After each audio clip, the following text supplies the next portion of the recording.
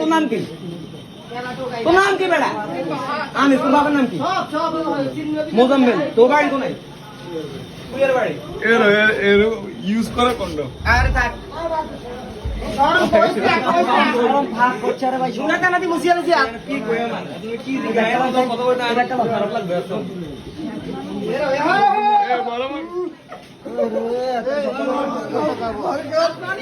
সম্বন্ধ গেলে ওগুলা যদি কোনো ভালো হয় তাহলে ওগুলা গাঁজা খায়, ওগুলা মদ খায়, ওগুলা বাপে কি করে, ওগুলা মায়ে কি করে, ওগুলা পড়ালেখা কতটুকু করছে, ইনকাম কত, সব কিছু খুঁজবো। আর শালির ঘরে শালিরা জামাই বিদেশে থেকে লাখ লাখ টাকা ইনকাম করে তাদেরকে চালাইতেছে, অথচ প্রেম করে ড্রাইভারের লগে, গরু বিহারের লগে, গাঞ্জুটির লগে, বাইনচোদের লগে।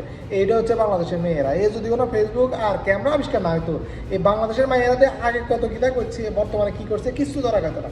কোনো রাডারে তার করে ধরার সুযোগ আছে না। বা আইনচোদের বাচ্চারা, জামাই চৌধুরীরা 4 বছরের বাচ্চার সামনে আরেক বেটার লগে হইয়া বইছে। আলাতুল কাম চালাইছে, পুরো পরবর্তীতে ধরা গেছে।